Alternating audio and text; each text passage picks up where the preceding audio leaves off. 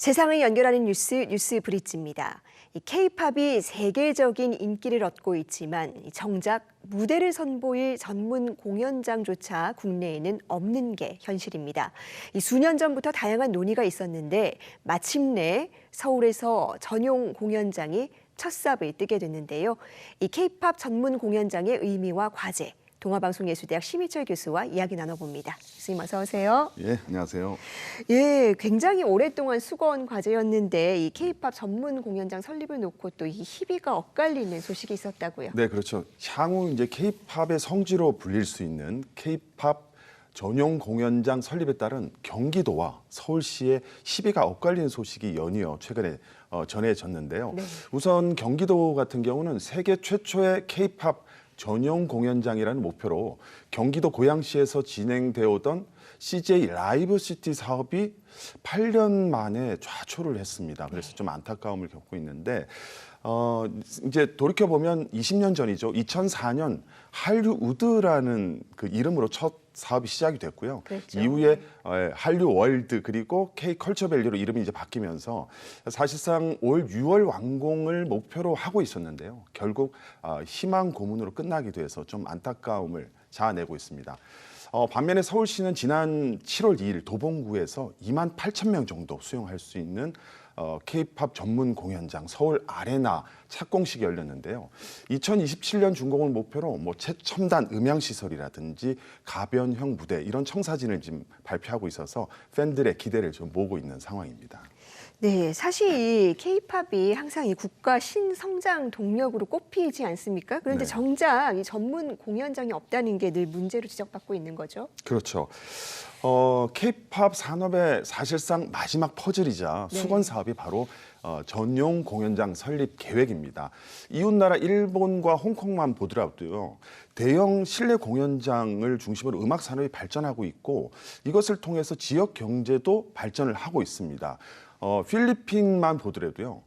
기네스북에 등재될 수 있을 만큼 세계적인 규모, 그러니까 한 5만 명을 수용할 수 있는 다목적 실내 돔 공연장을 이미 보유를 하고 있어요. 아, 그렇군요. 네, 근데 우리는 BTS 보유국, 블랙핑크 보유국이라는 프라이드도 있고 또 이러한 세계적인 아티스트들을 길러낼 수 있는 최고의 프로듀싱 능력을 보유하고 있음에도 불구하고 우리는 음악 산업의 중심축이 될 수 있는 이런 전용 공연장이 없다는 사실이 상당한 아쉬움으로 늘 생각되고 있었습니다. 네, 굉장히 아쉬운 현실인데 그렇다면 이 전용 공연장의 필요성 구체적으로 좀 짚어주실 수 있을까요?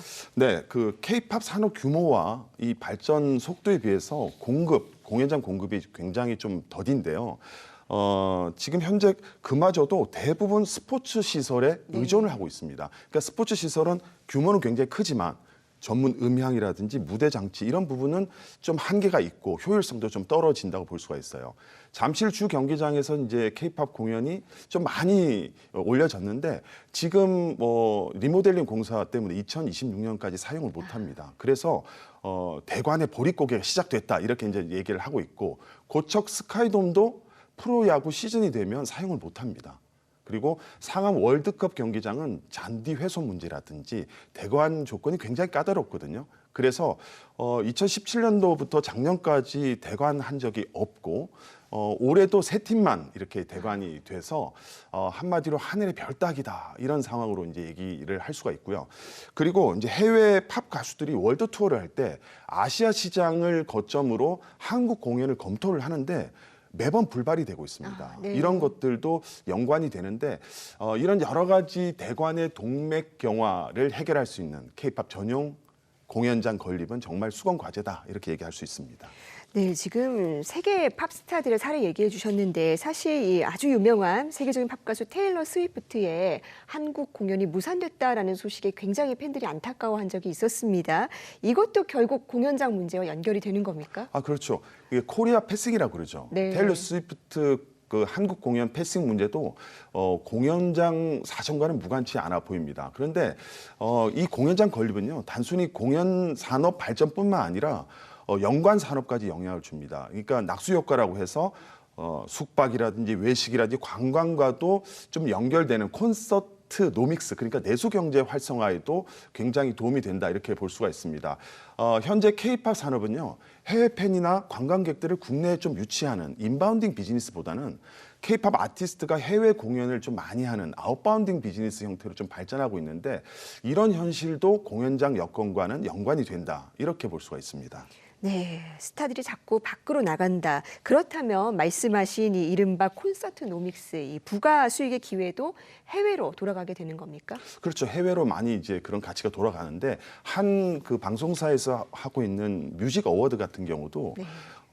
겨울에 이제 행사를 하다 보니까 실내 공연장 대관하기 어렵다 보니까 일본이나 홍콩으로 한두 번 이렇게 계속 하다 보니까 이제는 국내 주최 해외 공연이 하나의 고착화됐습니다. 그런 만큼 콘서트 노믹스 효과도 줄어들고 있다고 볼 수가 있는데, 한 연구 결과에 따르면 BTS 공연 1회 공연의 경제 효과가 1조 2천억 원이라고 합니다. 네. 그러니까 미국의 뉴욕 브로드웨이나 영국 유명 페스티벌 같은 경우도 마찬가지고요. 아까 말씀드린 홍콩이나 일본 같은 경우도 이 엔터테인먼트와 이 공연 그리고 관광 투어가 하나의 패키지로 이렇게 비즈니스가 이루어집니다. 그런 점에서 우리의 K-팝 성공이 이 반쪽짜리 성공이 되지 않도록 후속적인 좀 그런 지원들이 필요하다고 생각이 됩니다. 네, 그렇다면 이 성공적인 K-팝 전용 공연장 세우기 위해서 꼭 필요한 것이 있을까요? 저는 이번 사례를 보면서 2인 삼각 경기가 떠오르더라고요. 그러니까 한 사람이 잘 한다고 되는 것이 아니라 K-팝 전문 공연장을 설립하기 위해서는 정부, 지자체, 또 산업체가 유기적으로 결합되는 통합적인 관리 체제가 잘 구축돼야 한다고 보고 있고요. 뭐 예를 들면 수도권 과밀화라든지 이런 규제의 허들들이 있지 않습니까? 이런 것들도 잘 넘어야 하고, 패스트 트랙 같이 또 행정 절차를 좀 빨리 앞당길 수 있는 이런 절차들, 그리고 전담 조직을 구성해서 컨트롤 타워 역할, 이런 어떤 유기적인 시스템이 잘 구축돼야 한다 이렇게 생각을 합니다. 네, 사실 그동안 이 K-팝이 세계적인 위상에 비해서 이 국내 기반 시설이 너무나 열악하다라는 지적도 있었는데요. 어렵게 전문 공연장도 첫삽이 뜨게 되는 만큼 이번 기회에 K-팝 인프라가 한 단계 올라서는 기회가 되기를 바랍니다. 교수님, 오늘 말씀 잘 들었습니다. 네, 감사합니다.